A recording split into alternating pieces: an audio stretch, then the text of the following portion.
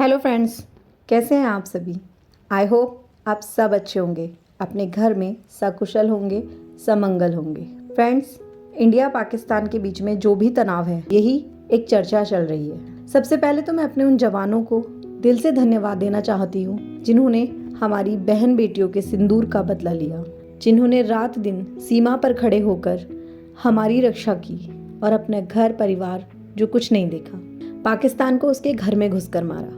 हमारी बहनों ने भी जो अपना शौर्य दिखाया, व्योमिका सिंह और सोफिया कुरैशी, उन दोनों का शौर्य तारीफ़ काबिल है। फ्रेंड्स, जब से ये सब हुआ है मैंने इस पर कोई वीडियो नहीं बनाई, क्योंकि हमारे देश में ये एक अटैक था।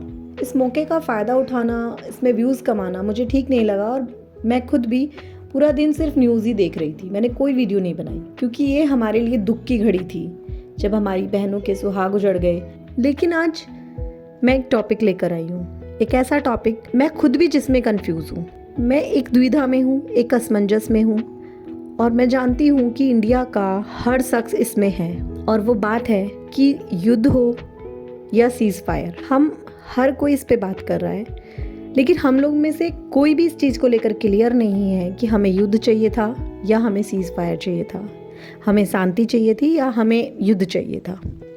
और शायद जहाँ तक मैं सही हूँ, इस बात पर दो मत पूरे देश में नहीं है, बल्कि एक ही इंसान के अंदर ही इस चीज़ पे दो मत है। एक ही इंसान, वो ये भी चाहता है पीओके मिल जाए, पूरे पाकिस्तान पे हमारा अटैक हो जाए, और वो ये भी चाहता है कि युद्ध भी ना हो, पीस भी रहे। हम सारे ही भारतीय आज इस दोराहे पर खड़े हुए हैं जहाँ हमें खुद ही नहीं पता कि हम लोग चाहते क्या हैं। हमें युद्ध चाहिए, हमें शांति चाहिए, हमें नहीं पता। हमें पीओके चाहिए या सेना के जवानों की ज़िंदगी चाहिए, हमें ये भी नहीं पता। हमें पाकिस्तान के टुकड़े चाहिए या फिर हमारे घरों के टुकड़े ना हो, हमें ये भी नहीं पता। हम किस दौराहे पर खड़े हैं, हम में से किसी को नहीं पता। सिर्फ हम लोग जो भी कुछ होता है उसी पे कमेंट्री करने के लिए चले आ रहे हैं। इतना सेंसिटिव टॉपिक चल रहा था ये, इस टाइम पे कोई मजाक नहीं हो रही थी। दो देशों के बीच में हो रहा था, जो भी कुछ हो रहा था कोई मजाक नहीं थी ये, लेकिन हम लोग अपना मजे ले रहे हैं। ठीक है, तनाव की स्थिति में जब हम इस तरह के माहौल को रखते हैं तो थोड़ा रिलैक्स हमें भी मिलता है और हमारे जवानों को भी मोटिवेशन मिलता है, लेकिन हम लोग एक चीज पे टिके हुए नहीं है। क्यों, ये हमें नहीं पता। सच तो ये है कि हम खुद चाहते क्या हैं, हम में से ये किसी को नहीं पता। देखो ना, जब पहले पहलगाम में हमारे नागरिकों पे अटैक हुआ तो हम सब के अंदर बदले की ज्वाला भड़क गई। हम सब का यही था कि पीएम क्या कर रहे हैं, सरकार क्या कर रही है, बदला क्यों नहीं ले रही है, हमें बदला चाहिए, कब तक हमारे लोगों को मारा जाएगा, सरकार कुछ करती क्यों नहीं है, पाकिस्तान का एक साथ इलाज क्यों नहीं बांध देती, ये जब तक रहेगा तब तक ये नासूर ही रहेगा, बहुत सारी चीज़ें। जब मोदी जी ने आर्मी का अटैक करवाया पाकिस्तान के टेररिस्ट कैंप पर, तो हम लोगों को बहुत खुशी हुई, हम लोगों ने बहुत सारी तालियां बजाई कि भाई चलो ये तो बहुत अच्छा हुआ, हम लोगों ने बदला ले लिया, ऑपरेशन सिंदूर हुआ है, हमारी बहनों के सिंदूर का बदला लिया गया है, हमारी बहनों ने ही लिया है, तो हम लोग बहुत खुश। लेकिन उसके बाद जब वापस से पाकिस्तान ने अटैक किया और पुंछ में कुछ लोगों की जान चली गई, कुछ लोगों के घर टूट गए पूरी तरीके से, तो फिर हम लोग आ गए कि यार ये तो नहीं होना था। मतलब एक पूरी की पूरी टीम ही जैसे खड़ी हो गई, इधर से भी युद्ध मतलब इधर से भी अटैक हो रहा है, उधर से भी अटैक हो रहा है, तो एकदम से एक टीम बनकर आ गई कि ये सही नहीं हो रहा, ये नहीं होना चाहिए था, युद्ध कोई विकल्प नहीं है, शांति से वार्ता होनी चाहिए, हमारे भी मर रहे हैं और सरकारों का तो यही काम है, ये मरवा देती हैं। उनसे पूछो कि युद्ध क्या होता है, जिनके सीमा पर घर हैं, जो बॉर्डर के आसपास रह रहे हैं, उनसे पूछो कि युद्ध क्या होता है। उनसे पूछो कि जिनके बच्चे सेना में भर्ती हैं कि युद्ध क्या होता है, और एसी में बैठने वाले लोग तो सिर्फ तालियां पीट रहे हैं, युद्ध क्या होता है ये हमसे पूछो। चलिए ठीक है भैया, मोदी जी ने शायद तुम्हारी सुन ली होगी, फिर सीज़ फायर कर दिया। लेकिन एक और गैंग फिर से खड़ा हो गया है, सीज़ फायर क्यों कर दिया, हम तो जीते हुए थे, हम हार क्यों गए, ऐसी क्या मजबूरी थी जो सीज़ फायर कर दिया गया, युद्ध क्यों रोक दिया गया, क्यों नहीं लड़ा, क्यों, क्या कमजोरी रह गई, ये सरकार कमज़ोर है, इसमें दम नहीं है, और क्या क्या पता नहीं बातें कि इंदिरा जी निकल के आ गई भाई, उनको निकाल के बाहर ले आए। इंदिरा जी थी तो उन्होंने ये कर दिया, इंदिरा जी थी तो वो कर दिया। और इलेक्शन जीतने में और युद्ध जीतने में बहुत बड़ा फ़र्क होता है। ये सरकार सिर्फ इलेक्शन जीत सकती है, इसके बस की युद्ध जीतना नहीं है। और ट्रंप से डर गई, ट्रंप इनका बाबा है और पता नहीं क्या क्या। तो कमाल की बात यह है कि सेम पब्लिक, एक ही पर्टिकुलर बंदे की भी अगर आप वीडियोस देखोगे तो उसकी भी इसी तरीके से मिली जुली वीडियोस आ रही है। जैसे मैं हूँ, मैं खुद भी कंफ्यूज हूँ, मुझे भी नहीं पता कि मैं युद्ध के साथ जाना चाहती हूँ या फिर मैं युद्ध विराम के साथ जाना चाहती हूँ।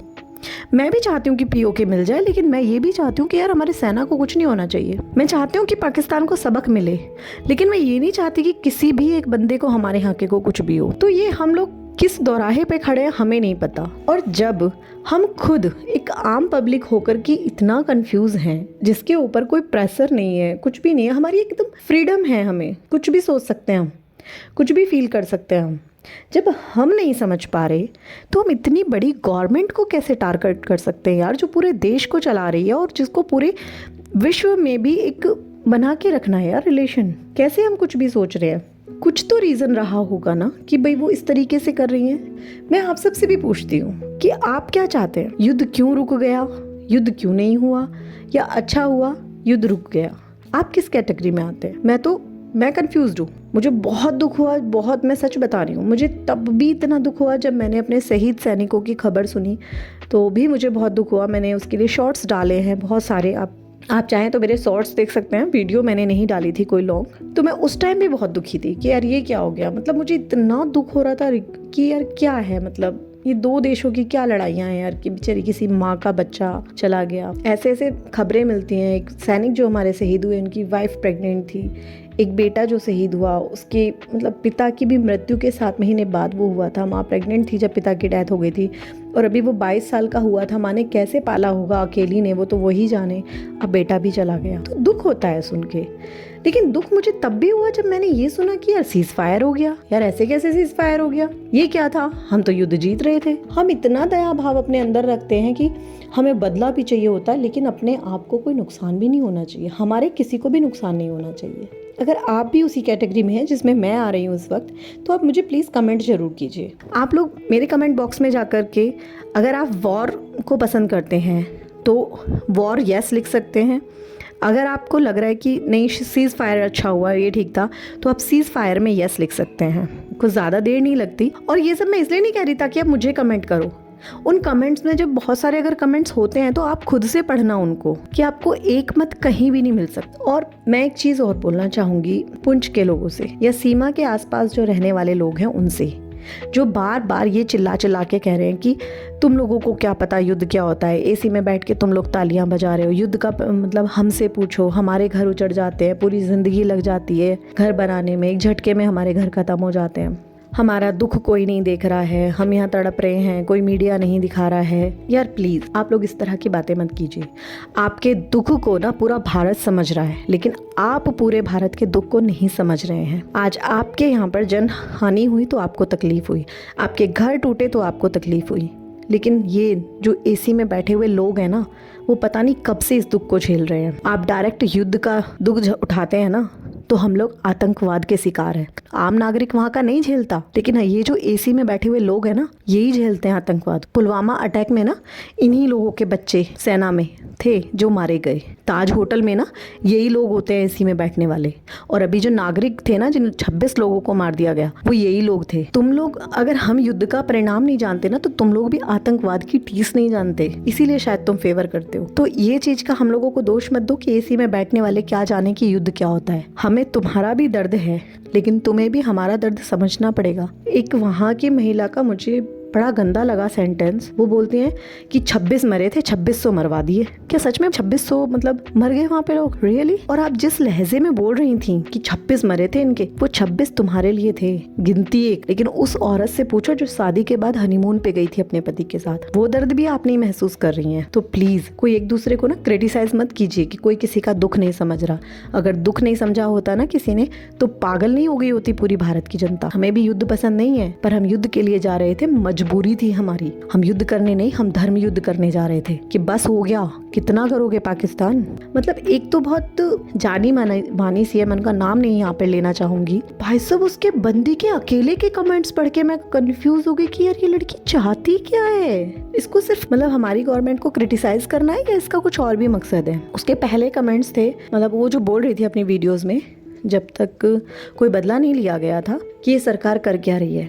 इतने दिन हो गए अभी तक बदला क्यों नहीं लिया। जब सरकार ने बदला ले लिया तो वो बोलती है कि ये मोदी ने नहीं किया, हमारी आर्मी ने किया है, मोदी नहीं गया वहाँ प्लेन लेके। ओके, नहीं गया मोदी। उसके बाद जब 2-3 दिन हो गए तो फिर बोलती कि हमें पीस की तरफ जाना चाहिए। उसकी पर्टिकुलर बंदी की बता रही हूँ मैं। जब उसके बाद सीज फायर हुआ तो वो फिर उस पे गाने बना रही है मोदी पे कि इसकी तो आदत है और सिंदूर डाल के भाग जाने की, और ये फलाना, ये तो ऐसा नेता है वैसा नेता है। यार बस करो यार, ये कोई तुम्हारे घर का या कोई छोटा मोटा मुद्दा नहीं है, ये बहुत बड़ा मुद्दा है, ये देश के ऊपर बात हो रही है। तो देश से रिलेटेड बात जहाँ आती है ना, थोड़ी सी रेस्पेक्ट देना सीखो। मैं सिर्फ इतना ही कहना चाहूंगी कि यार प्लीज थोड़ा सा स्टॉप हो जाओ, रुक जाओ, चीजें समझो कि चल क्या रही हैं। जो देश चला रहा है ना उसमें हमसे ज्यादा बुद्धि है, और माना चलो नेता में नहीं है, लेकिन वहाँ जो बैठे हैं ना वो ऐसे ही जाके नहीं बैठ जाते, वो IAS PCS कर करके जाते हैं। और कितनी टफ एजुकेशन है वो आपको पता है, कितना टफ एग्जाम होता है, कितनी सारी चीज़ें क्लियर करके वो वहाँ जाते हैं। वो कोई पागल नहीं बैठे हुए हैं कि सारी बुद्धि इन रील बनाने वालों में और वीडियो बनाने वालों में ही है।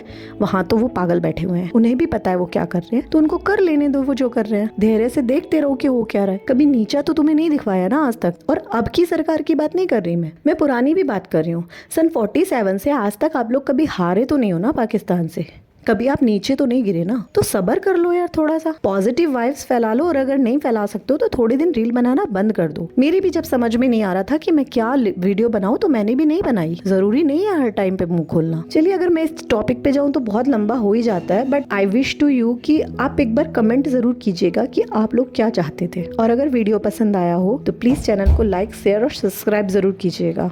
Thank you. जय हिंद, जय भारत, भारत माता की जय।